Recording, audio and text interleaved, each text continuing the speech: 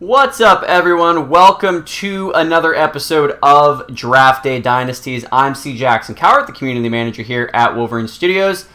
And I appreciate you joining us for this 25th episode of Draft Day Dynasties and the fourth showing off Draft Day Sports College Football 2023. It's been a couple weeks since we've been online. We took last week off. 24 straight episodes. Felt was a pretty decent run there to get a week off. But we're back here. If you missed any of those previous episodes, you can catch them all on our YouTube channel. You can catch us live every Thursday at 8 p.m. Eastern on the official Wolverine Studios Twitch channel, though a little bit more on that in a minute. I think we'll be changing that up a bit as we enter football season. Like I said, been a little bit since the last episode. 2 weeks ago, we were running through this game, Draft Day Sports College Football 2023. It came out in late August. And from everything I can see, it's just had awesome reception. I really enjoyed my time playing this game. Seems like you guys have really enjoyed it as well. I know it's gotten positive reviews already online. There's a video that just went live on it on YouTube. I'll try to include that, a link to that in the Discord either tonight or tomorrow if you're watching this live. But a really awesome rundown of the game there. I know the folks at GM Games, shout out to them. Love what they do over there. This game already has, I think, like a 9.1 or a 9.2 rating over there, which is pretty solid. So yeah, I'm pretty excited to hop into this game again. Up to this point, we had kind of just been messing around with the depth charts. I really appreciate all of you guys helping out with that. You guys have been absolutely massive, helping me figure out who we should even be starting on this San Diego State team. A lot of different options here. Very interesting crew, in my opinion, with the Warriors here. So we're going to hop into this again. I've already set the depth charts. We've already done all that, set the red shirts. So the big thing we need to do here is set our recruiting board. Recruiting is the lifeblood of any college sports game. That is certainly true for college football 2023. So we're going to hop into that. I actually haven't done. Sometimes I like to get a little head start. Look at the recruits for these series. Just get a sense of what I'm doing here. But I haven't looked at the recruiting board at all for this San Diego State team. So it is going to take me by surprise as well. So really excited to do that, have you guys help out. If you're watching live in the chat right now, please say hello, do a little wave emoji, let me know your favorite team, let me know your favorite player on this Warriors team. We'll run through the roster before we go into recruiting so we can refresh everybody's memory on what we're working with here with the Warriors and what holes we need to fill going into future seasons. So if you are in the chat, please say hello. Love to have you guys here. I know Brooks was in the chat a couple weeks ago. That was pretty fun. Having him, kind of just asking him questions on the fly about what he was making here. So say hello if you're here. If you're not, definitely recommend joining these live streams in future weeks. I think what we're going to try to do, and this is really, largely this is for you guys. So, we're curious to see what you guys think in terms of when these are best. But we're thinking of doing Wednesdays at 8 instead of Thursdays. Now the football season has started.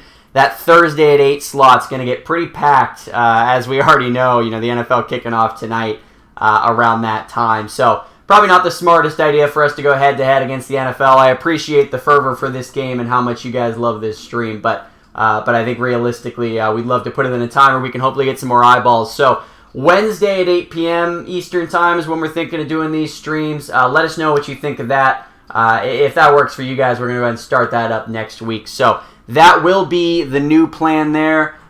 This might be our last episode in the Thursday slot. So Thursday gang, appreciate you guys coming and joining me every week. All right, so let's go ahead and hop into this here. So I am going to just run through the depth chart really quick just so you guys can see what we ended up going with. We ran through it all in the last couple episodes, but I'm just going to go through this here. You guys can see there were a couple decisions that I made here with an assist from the coaching staff that I actually was not expecting to do. So Bill Dozer 7753 in the chat. Bill Dozer, the legend, OG member of the community here, or at least as far as I'm concerned, OG member of this streaming community here, says, hello, go Seahawks. Moving to Wednesday makes sense.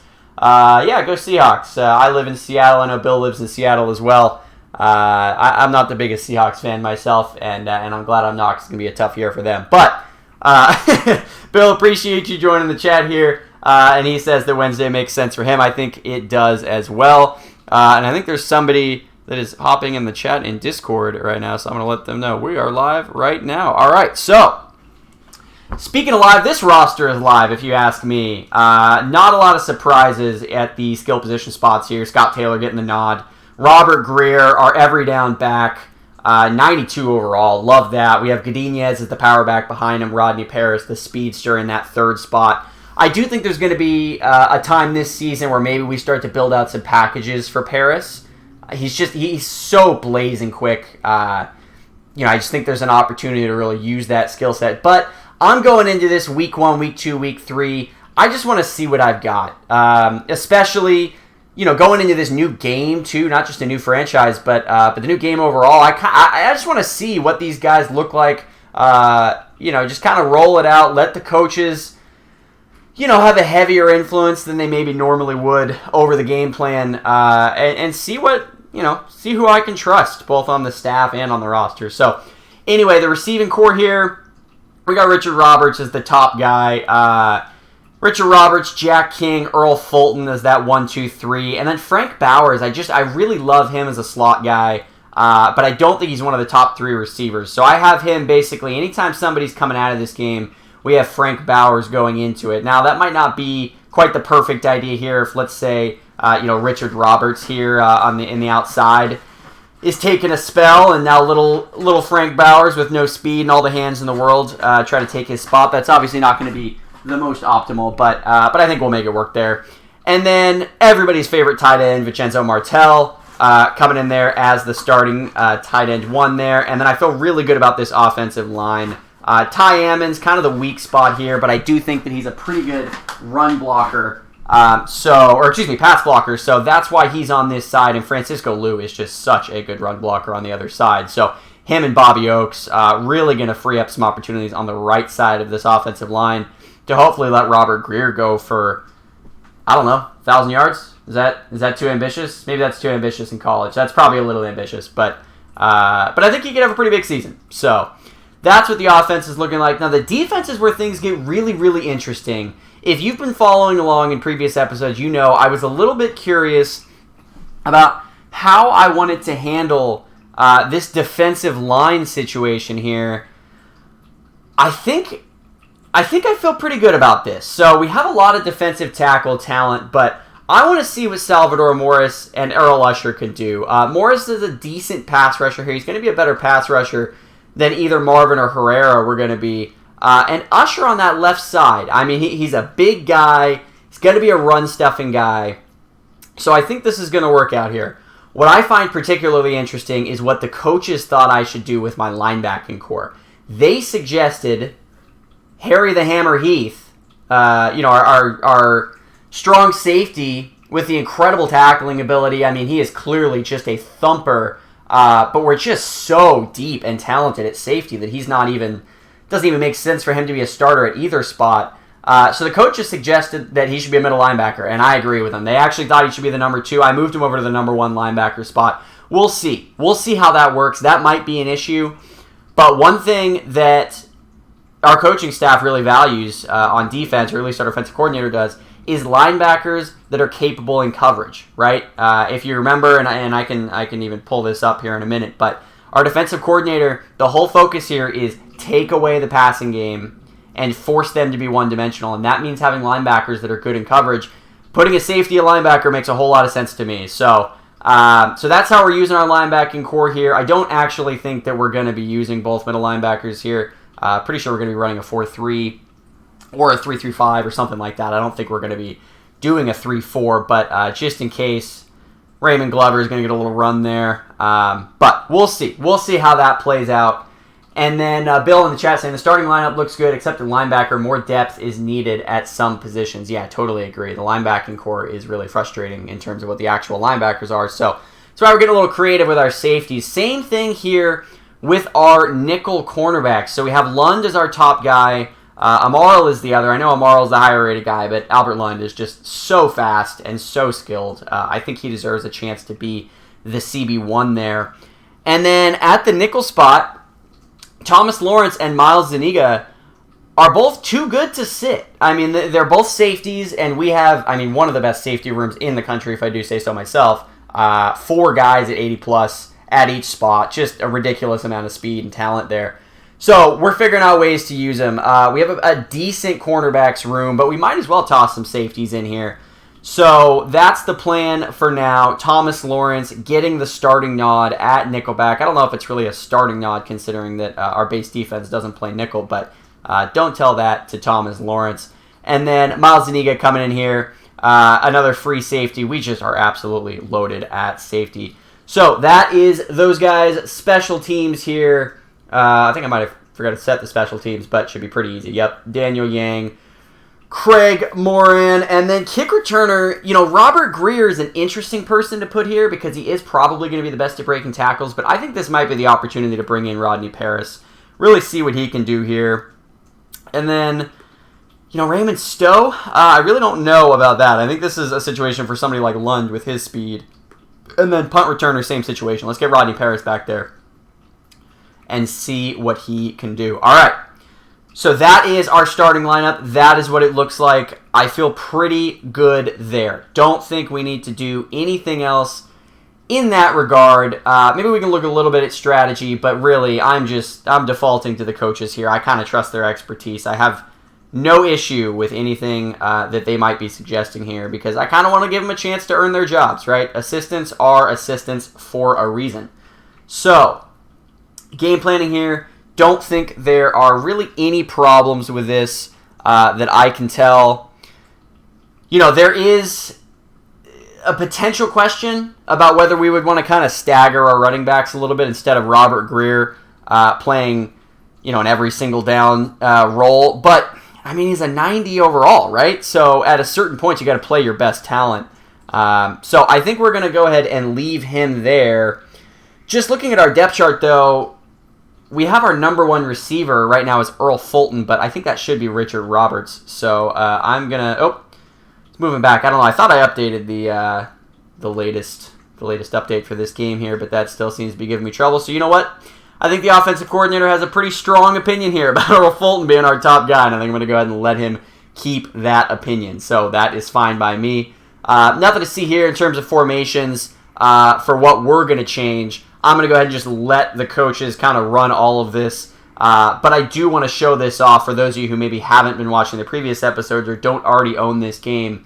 Just the incredible level of depth that you can go to set literally everything, right? Every single personnel package that you're going to come across and every single package within that in terms of how often you want to be playing these different packages and how often you want to be running versus passing in these situations. It's a pretty ridiculous setup here that you can do with all these on offense and on defense. So, whoops, didn't mean to go half screen there. There we go. So anyway, I'm still enamored with all this. It's overwhelming in a sense, but it doesn't have to be. The nice part is you can do exactly what I'm doing, which is to say, hey coaches, you guys deal with all this stuff. That's why I hired you. I'm not a one-man coaching staff here, so you can let all of this be at the whims of your assistant coaches. That's exactly what I am planning on doing. But all of this is here if you want it to be. So, all right. I think that it is time to click on those little binoculars up in the top right. Or is it?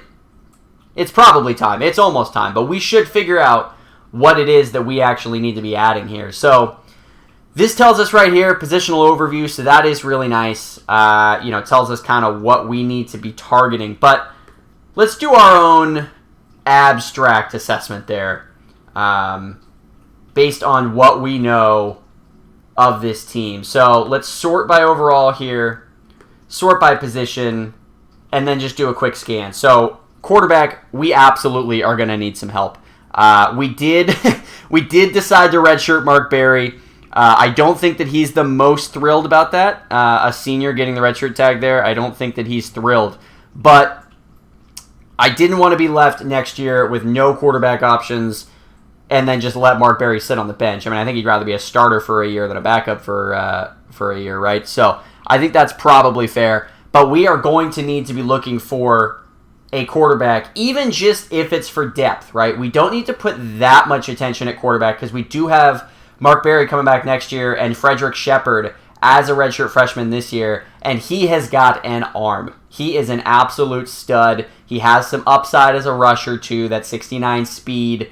I think that there's a chance that Frederick Shepard could end up being, a 2-year guy, probably not a 3-year starter with Mark Berry coming back next year, assuming he doesn't transfer out of spite. But Frederick Shepard probably is our quarterback of the future. So I think we just need to be looking casually for quarterback this year. But that is something that's on the radar. So running back, I'm really not too concerned. Godinez is a sophomore, and he's got Brunner behind him. Schwartz has talent, needs a little seasoning. Don't see running back as a major issue. Maybe a minor one. I can at least target some running backs, but I don't really see that as being an area that we need to put a lot of focus. Tight end, not at all. They're all sophomores or freshmen. That's good there. Receiver is a big one. Receiver might be the biggest focus for us in all of recruiting. Our top 4 receivers, if you don't count little Frank Bowers, who is just slow as a snail but can catch anything you throw at him. He's going to be our best receiver next year. So that's not great. We need something a little better than Frank Bowers as our wide receiver 1 for Mark Berry to throw to. So receiver. That will be a major focus. We're pretty young along the offensive line, but I wouldn't say that we're good. So generally speaking, offensive line is something that I think we can focus on. And this is, by the way, if you're looking at this, I know this is very specific to my dynasty, but this is the sort of thing that I would recommend that you guys do as well. Before you go into the recruiting board and you just start clicking on a bunch of players and saying, sure, give me this guy, give me this guy, give me this guy, take a look at your roster and see where you really need to focus your efforts. Because it doesn't make sense for you to be chasing, for example, a bunch of mid-level tight ends if you're just going to recruit them onto a team that already has a bunch of mid-level tight ends, right? Like us, or even better in our case, or so I hope. So I would recommend you doing the same thing in your dynasties before you hit the recruiting stage. I know it can be really attractive to just hop right in and recruit your heart's content, but that isn't always the most prudent course of action. Balls of Wrath in the chat said, nice, I made it. I think he's referencing to making it in the chat as opposed to making it in the game. I was hoping that maybe your name was Ricky Lovelace and you felt like you were being represented in this game. If so, that would be awesome. But either way, Balls of Wrath, appreciate you joining the chat here. Would love to hear from you and Bill, by the way, while I'm just kind of tooling around looking at recruiting. What are your guys' thoughts on the game so far? Have you guys gotten very far in your franchises? Anything that you guys have noticed or anything that stood out for you, noteworthy, good, bad, indifferent, anything? Balls of Wrath says, no, I made it from the Discord server. I appreciate you hopping in here and supporting the stream.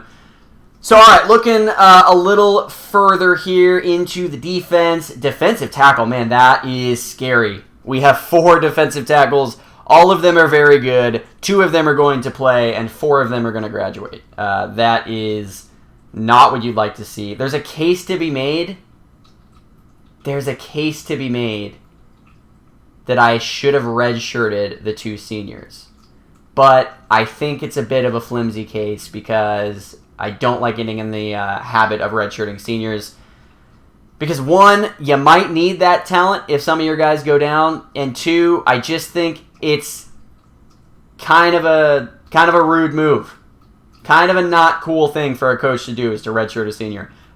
Did I do it? Yes. Yes, I did. I did do it a couple times this year, but not really needing to redshirt Marvin and Herrera as well. So, but that is going to be an issue for us. Defensive tackle, we absolutely are going to need to do something about that. Don't really like the DTs that we have coming up through the pipeline. So we are going to need to address that in a hurry, unfortunately. Defensive end, probably a need as well. Not a big one because we do have some young guys, but it's not like they're the most talented crop. So probably going to need to put a little focus on the defensive end as well. Linebacker, I think that's a huge focus. We have guys coming up, but they suck. Like, this is just not a good unit. We have so many safeties that are playing linebacker for us. Probably an indication that we should be improving our linebacker core. And then safety, speaking of which, probably just leave him alone. I don't think we need another safety on the roster. I think we're already overloaded with some pretty incredible safeties. And then our cornerbacks room is pretty set as well. We got, 6 corners. Only one of them is a senior. And the guys coming up look like they're going to be pretty good. So don't think we really need to focus on corner. I'm just going to kind of leave that one alone. And then kicker and punter, I mean, I guess probably need a punter. I don't know. Maybe a punter. If there's a cool punter, I'll reach out. I'll see what they say. In the chat, you guys are busy. Bill says, I've not purchased this game. I'm playing the basketball games from Wolverine Studios. Bill, appreciate the honesty, appreciate the candor, but I highly recommend this game, man. I know how much, you know how much I love the college basketball games. I know how much you love them. I think we love them for pretty similar reasons, and I would highly recommend picking this game up. Balzarath says, I like the game a lot. It's an improvement over the 2021 one, and I'm doing a season with Michigan. It's a lot of fun. The graphics are better and haven't finished the season yet. Have Ohio State. I'm afraid that redshirting seniors will piss them off, but IDK. Yeah, I don't know about that either. I mean, I think redshirting seniors probably will anger them, but I mean, what's the result, right? They're going to leave the next year. Like, that's what they were going to do anyway. So, Hounds of Howl says, I would like to see where when you sim the week, it takes you to the news page immediately, or at least a button to quickly get to news from the score/sim page. That's an awesome idea, actually.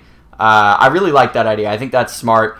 Anything that can integrate the news and media side of this a little bit more is a win in my book. I am certainly from the media background, so maybe I'm a little bit biased there, but I think that the devs do a really good job of filling out the media and news and just kind of integration and immersion side for those who know where to look, but I agree that sometimes it can be tough to even tell. I mean, they make it pretty easy. It says right here, League Media, but it's pretty easy, I think, for you as a player to forget that that's there and just kind of skip over some awesome stuff. In fact, I'm just going to use this as an opportunity to dive in there because what's the rush, right? Recruiting will be there. I want to show off some media.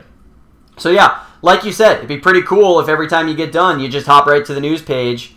You see all of these things going on in the news, training camp news. There would be more scores here, but obviously it's week 1, so nothing to see. But yeah, there's the news pages here. I love the magazines. We ran through this last time, so I'm not going to run through all the magazines again. But all these season previews, conference previews, recruiting previews. Maybe we'll do the recruiting preview. I don't know if we're going to learn anything that we can't learn just by hopping in. But yeah, I love the way that these are done. I think there's so much smart immersion in here in terms of things that you can do if you just go looking, and I know that it can be easy to forget about stuff like this, and it can be easy to just completely ignore it, but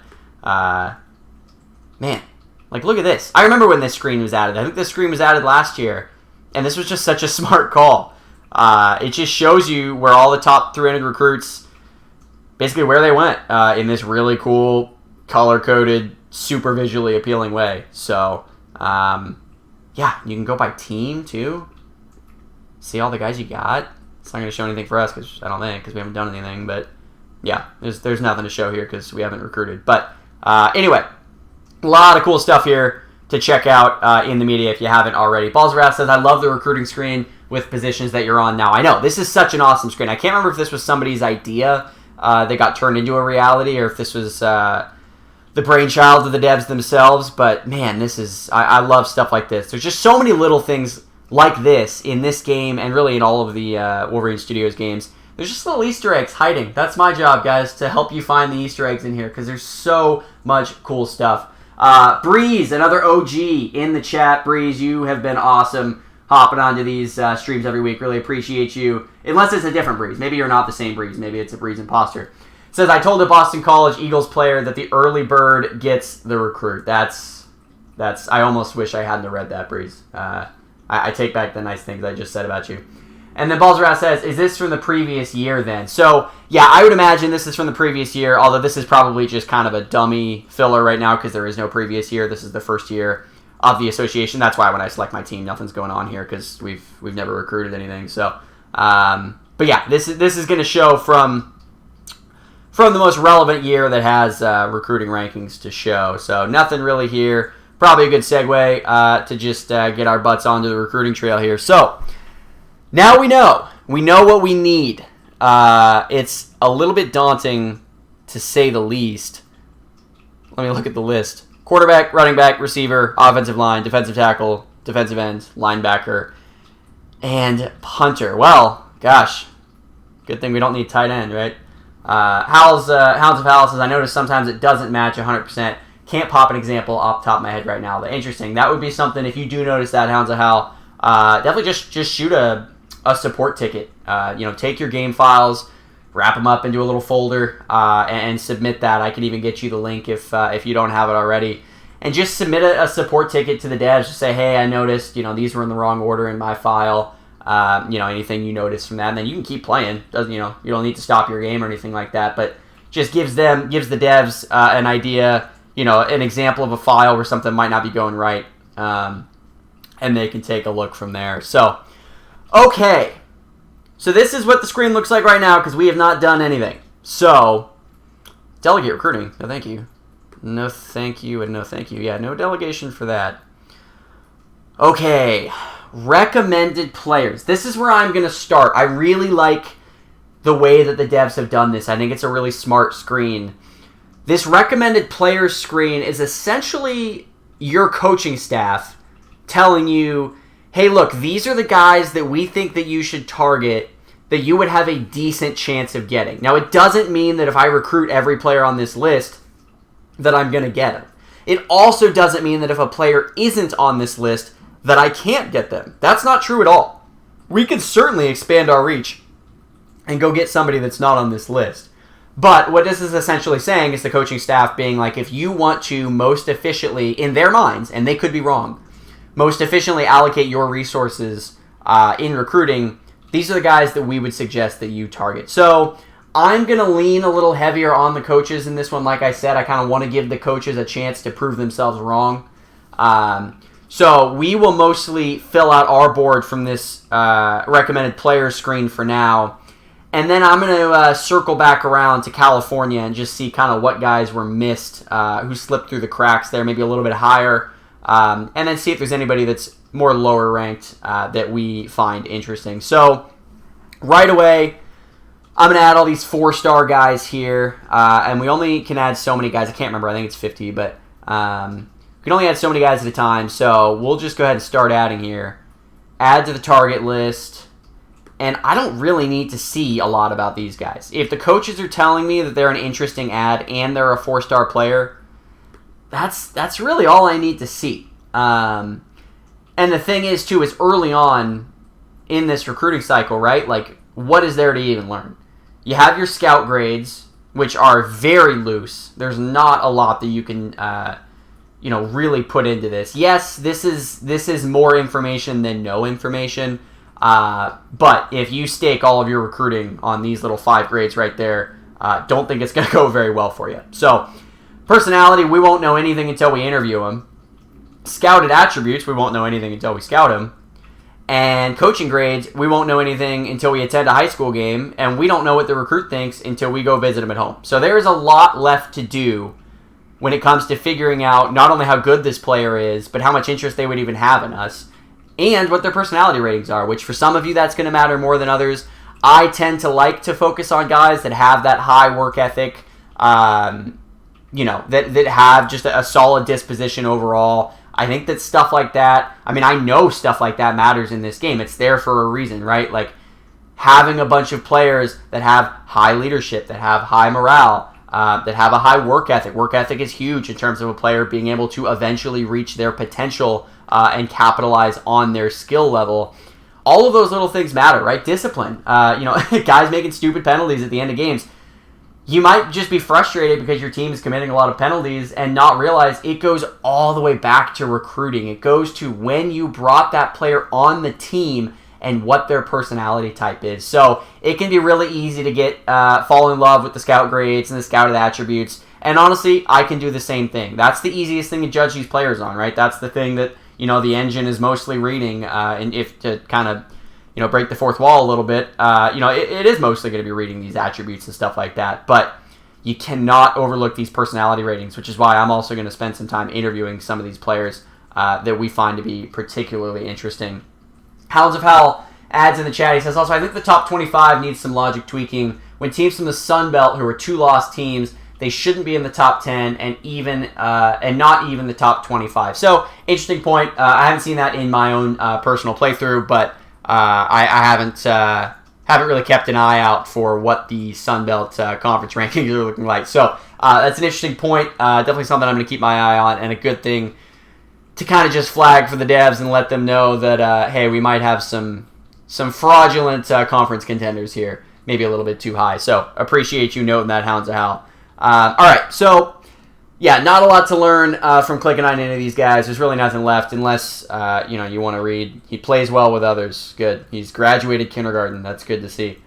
He understands there's a reason for each assignment on every play. Good. Graduated second grade. Understands there is a reason for every assignment. Respected for his good behavior on the field. Good. Third grade. Proud of you. Known among... Yeah, that's fine. We'll recruit this guy. That sounds good. So, we got all these guys here. I want to see how quickly our coaches think that we need to dip into the 2-star ranks. They don't. Okay. So, we're going to have a lot to decide from here. I think that it's smart to do every 4-star. I just think, it doesn't mean all of those players are going to be that good. But it does mean that, at least some objective recruiting measure, determined that they were at least good enough to be in that tier. So, even if they slip a little bit, it's probably still better than a lot of these 3-star guys. So I do like, putting some stock into that. Let's see if there's anything else. I don't think there's really anything we're going to learn from. Actions, obviously, that's not going to teach us anything because that's stuff that we still have to do. This is just going, I believe, just based on our targets. Oh, no, this is everybody. So, and then scouting, again, we don't know anything here. So it's just going to be casting a wide net and going from there. Personality, don't know anything there as well. So we'll stick with summary here. Gosh, I kind of hesitate to just go down the board, but I guess let's get everybody that's a top 500 player that our coaches think that we've got a shot. I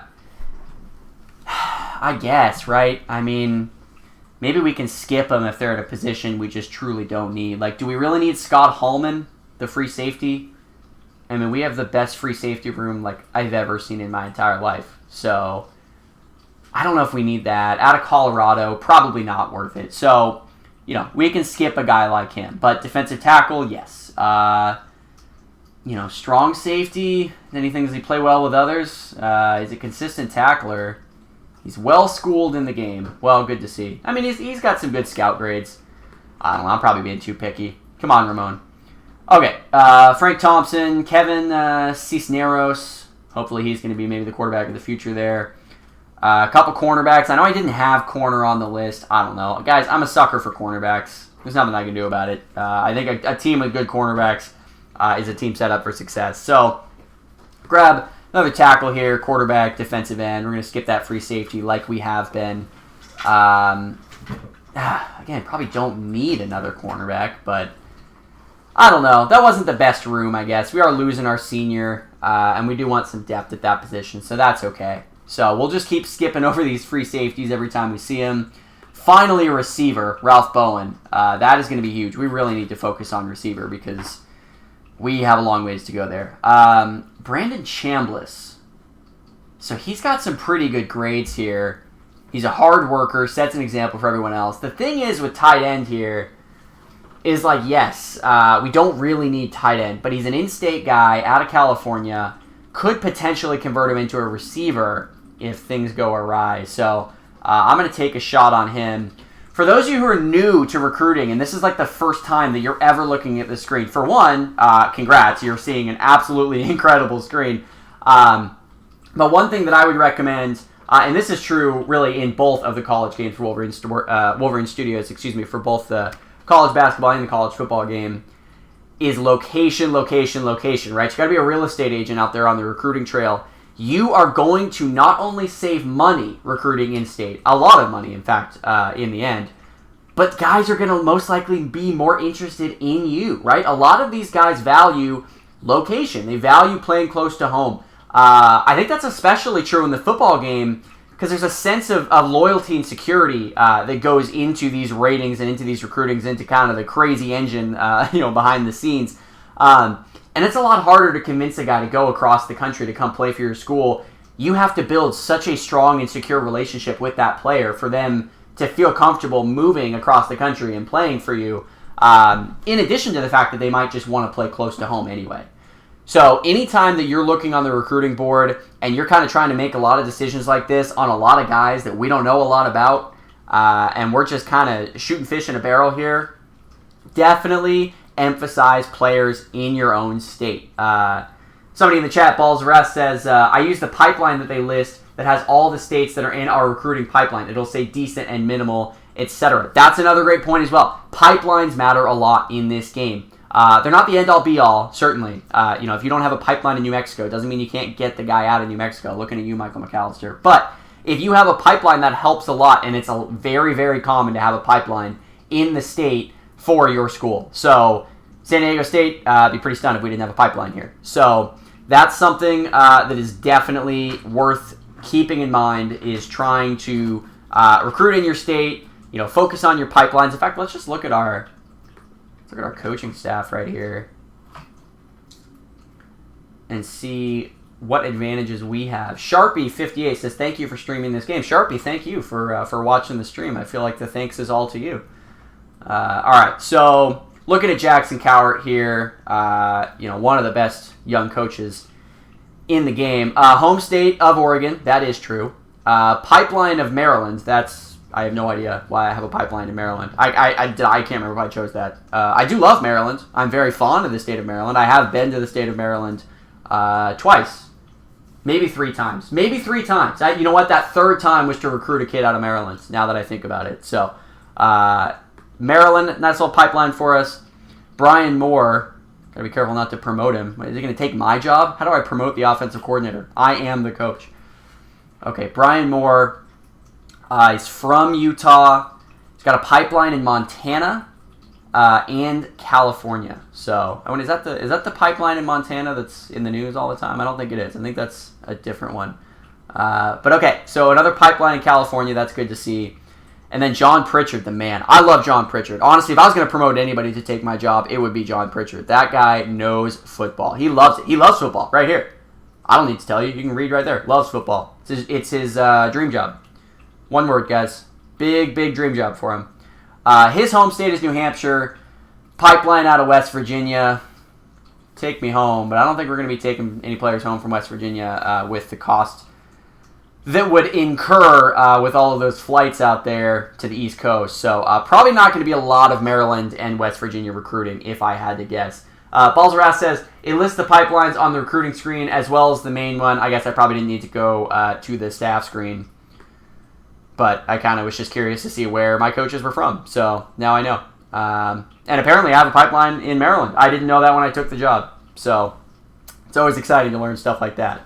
But okay, so down here it talks about pipelines.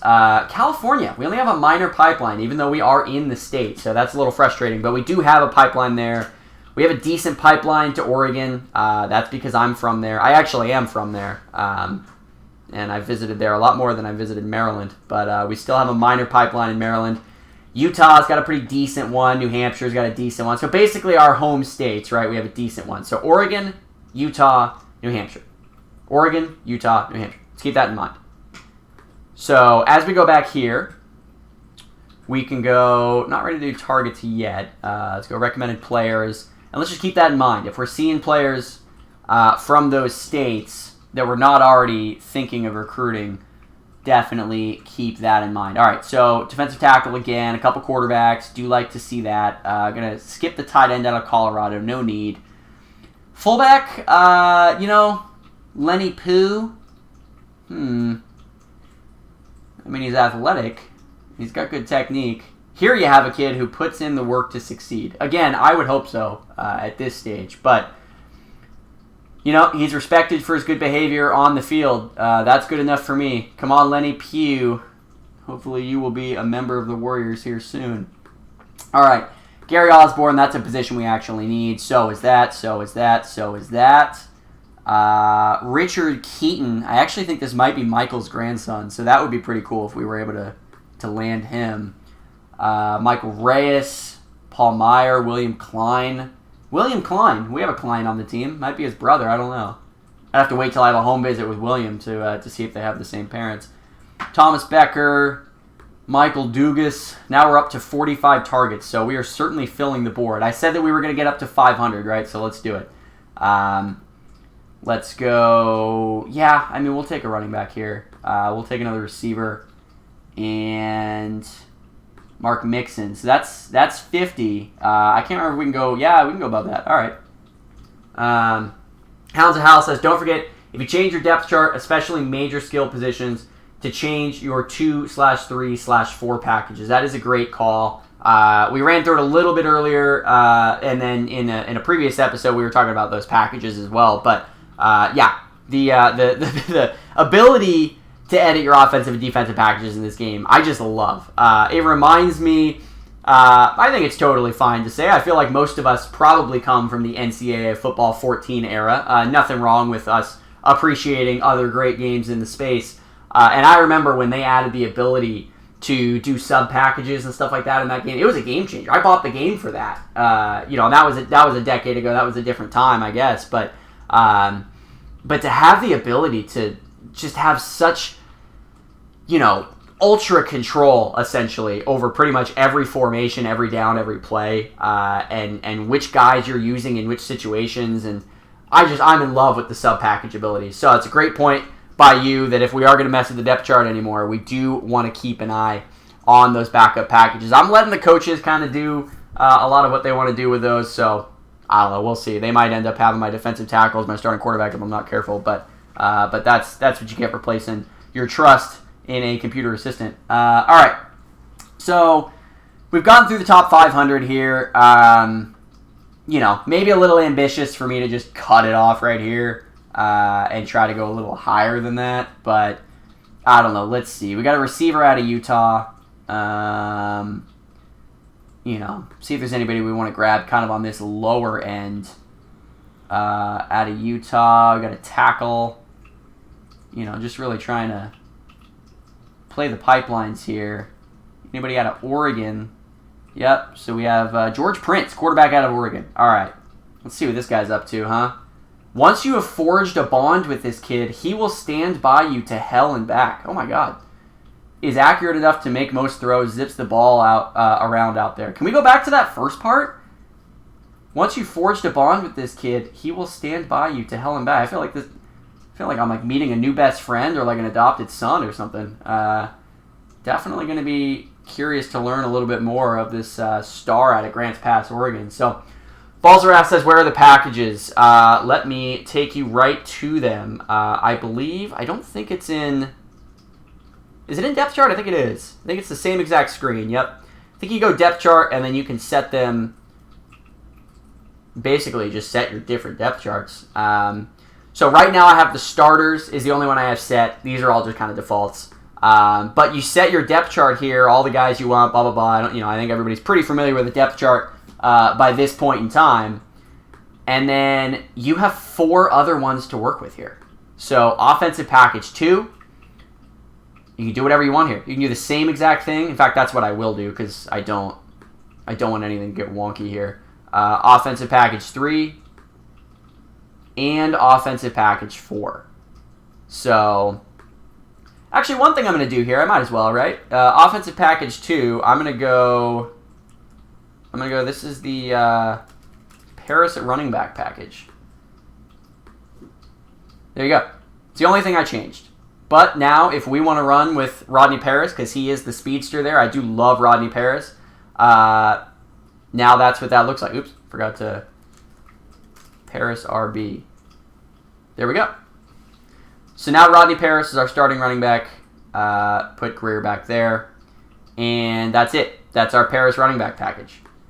We go on defense here. And we have our default defense. And I'm going to rename this to defensive package 2. Update that. And copy it over. So I'm just going to make sure that all of these are the same here. Don't really want anything screwy going on in the game. Don't have to worry about that. Hounds of Howl says, I had to figure it out because my quarterback kept playing 25% of the snaps, and it's because I changed the default package but not the others. Interesting. So I'm really glad that you brought that up then for me to go ahead and change all these other packages. So that's good. And then the backups, you know what? I'll let the Yeah, I'll let the coaches figure that one out. That's fine. I don't really want to mess with that. All right, so back to the recruiting screen here. See, do you guys remember how many targets I could even have here? I don't want to recruit the whole state of California, but I mean, if we have the means to, can't hurt. So let's go view recruits. So, okay, it's looking at our targets right now. I'm a little nervous to do all, but I think I'm going to. So, are there any players that we think that we should just stupidly try to make a play at? Because we're probably not going to get any of these guys. But I am curious. So let's see. Let's do just guys that are within 500 miles. Well,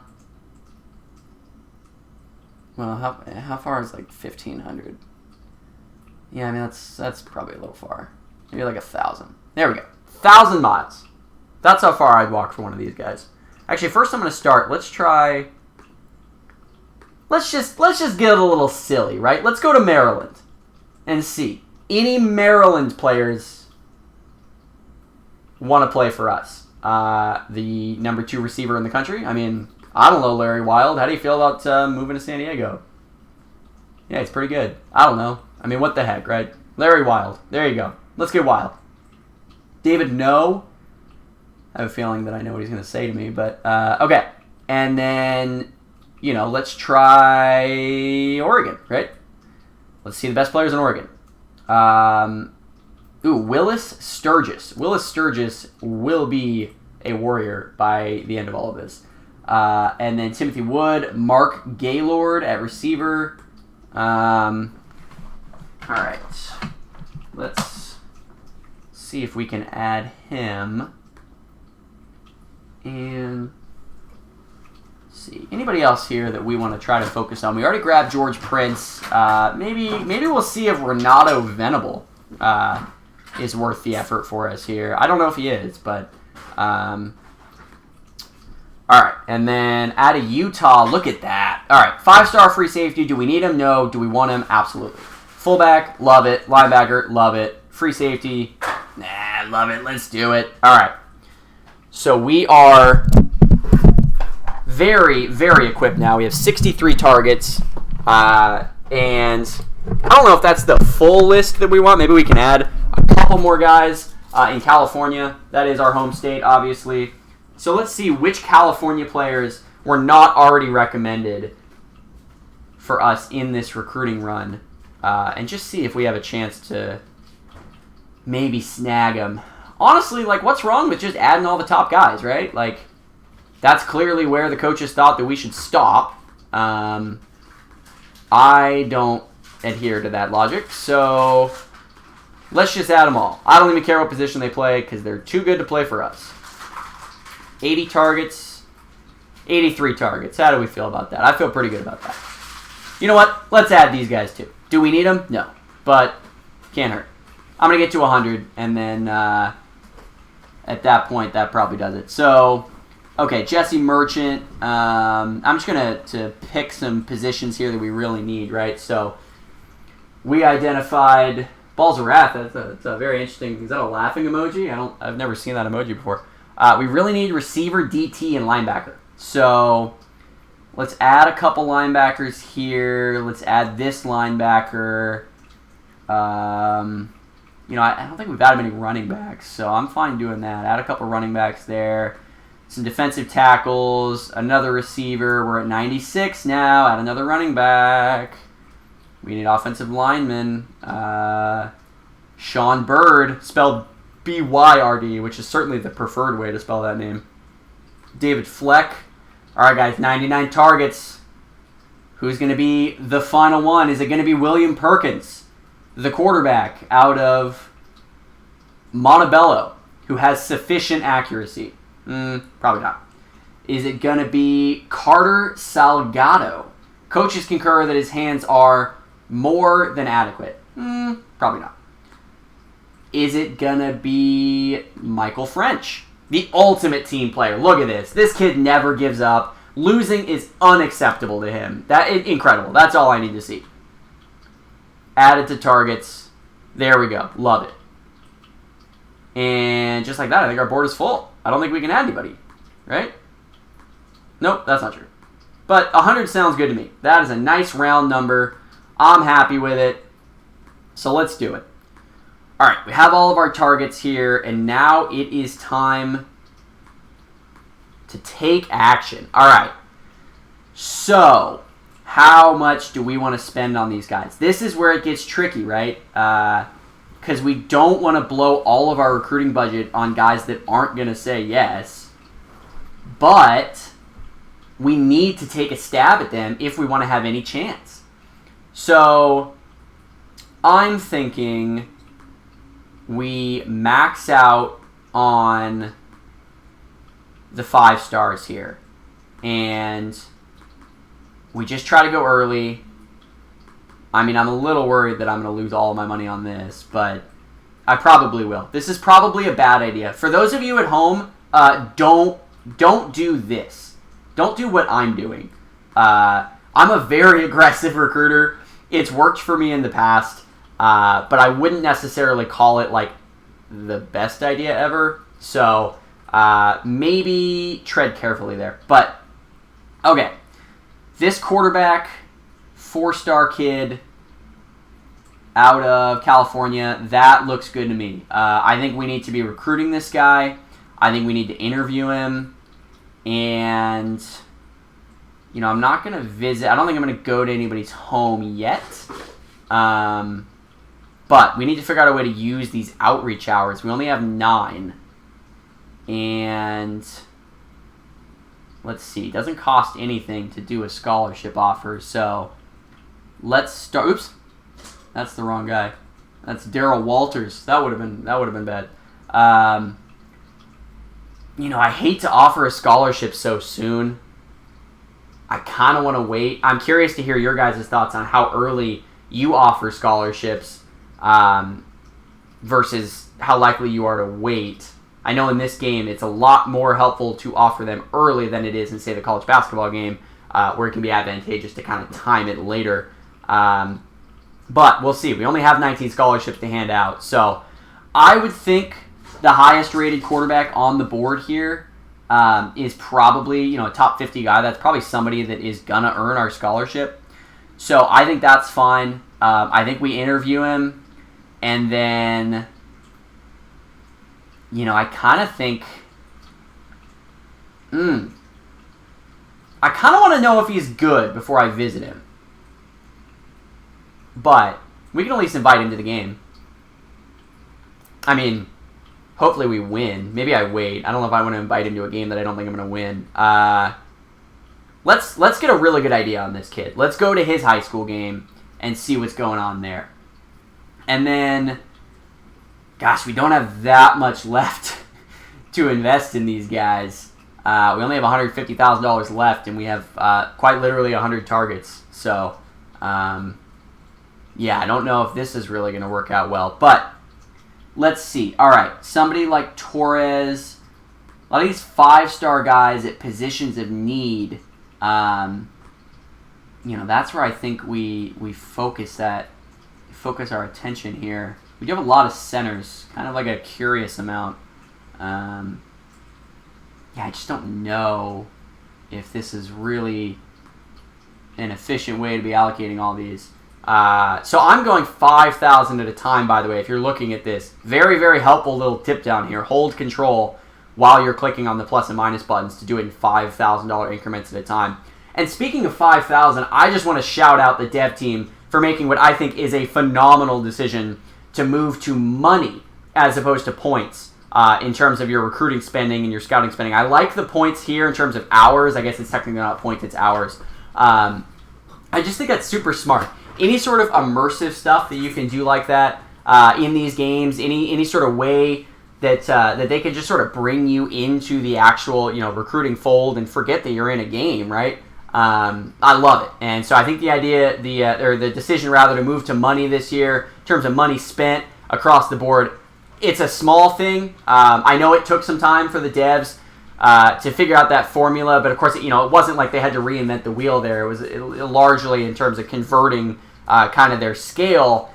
And I just think it was, it's not like the biggest feature they added this year, but to me, it's one of the biggest, just because of how much it changes for the immersion, at least in my opinion. I know Balzaras said the money thing is really cool. I know a lot of you guys are really clamoring for that in recent years, so that's one of my favorite additions to this game. I really feel like this game was a testament to just how much the devs are listening, right? Stuff like that, with changing to money in terms of recruiting spending, all of the little minutia with game planning was a direct result of people in the community asking for more ways to have control over their depth charts and how often guys are playing. Even the simple thing that they added this year of being able to change the minimum score threshold for when you want your backups to come in, and having the options on how tired your starters need to be before they come out and how rested they need to be to come back into the game. Those are all a result of you guys essentially asking for it, or asking for things similar to that, and then the devs kind of going into the workshop, so to speak, and adding that. So anyway, this money thing is just one example of, I think, the devs really listening to you guys and people like me. Honestly, I'm just like you guys in terms of playing these and figuring out what we want to add here. So, okay, back to the matter at hand. Speaking of what do we need to add, what do we need to add with this team? We need linebackers. For sure. We need quarterbacks. We're running out of money, though, so this is a little concerning. I'm going to go any of these guys at these really crucial positions in need in the top 250 here. That's kind of where I'm going to set the cutoff. And then, quarterbacks, I'll go a little below that, obviously, because, quarterbacks are quarterbacks. But then for these other guys, just don't know how much we're going to be able to give them. A 4-star like Perkins and Meeker, that's good. Maybe we give 10,000 to the quarterbacks just so that we really are on those guys early. But we really don't know a lot about them yet. So it's tough. I'll just do 5 to Jerry George here. And then Woodrow Walter, what an incredible name. I'll give 5 to him just out of respect. But Donnie Gruber, yikes, not quite as good of a name. And then George Prince. Going to throw him a little bone here. I'd like to interview George Prince. I'd like to learn a little about him. See what we're really working with. And then let's figure out how to use the outreach hours here. We're coming up on an hour, speaking of which. So we'll wrap this up in just a minute here. I'll either finish up this recruiting on my own, or we can just pick up right where we left off in the next episode. Curious in this last few minutes here in the chat what you guys would prefer, whether you want to see me kind of finish out this recruiting allocation at the beginning of the next episode, or whether you guys want to just hop right into the week 1 game to start next week. That's totally up to you guys. But let's go ahead and just call it here. It's 5 o'clock. I know some of you guys, all of you are probably football fans, so pretty big football game in about 20 minutes here. So we'll call it here. Appreciate you guys joining us for another week of Draft Day Dynasties. This is something that we've been doing now for, like I said at the top, like 25 straight weeks. We didn't really know how it would go at the beginning of this, but to have the level of engagement in the chat that we've had today and over the last few weeks with this series, and just to see how engaged all of you guys are, even in the Discord and the forums and stuff, it's really an awesome thing to be a part of and to see as the community manager for this growing, budding community that I've believed in for a really long time. I know a lot of you guys have as well. And to see so many new faces in here and so many old faces answering questions for other people and helping each other out, I really love to see it. So appreciate you guys joining this series. Like I said at the top, if you missed it, we'll be switching to Wednesday nights is our plan. Curious to see what you guys think of that plan. But that's what we'll be doing. So starting next week, Wednesday at 8 p.m. Eastern Time, we'll pick this up either with recruiting or with the game. Bill Dozer said, I'd like to see lots of recruiting for this first season. Hey, that works for me. So we'll have lots of recruiting ready for you guys. A couple things before we go. Number one, please subscribe to our Twitch channel. If you have Amazon Prime, you get a free subscription every month just by linking it to your Twitch account. So you might as well use it on us. If you do that, by the way, and you send me a screenshot with your subscription, I will let you know my favorite secret hidden San Diego beach spot. You think I'm kidding? I'm not kidding at all. Second thing, don't forget to post about your teams and careers with hashtag Franchise Friday tomorrow on Twitter, Instagram, Reddit, Discord, Slack, and the original Wolverine Studios forums. Love to see what is going on in your guys' careers, especially in this game. And if you guys have any ideas for videos or have any questions about anything, or you just want to chat about Wolverine Studios or football or really anything, you know where to find me on Twitch and Twitter at CJacksonCowart, on our Discord server, or anywhere on the Wolverine Studios forums. Thanks for watching, and I'll see you.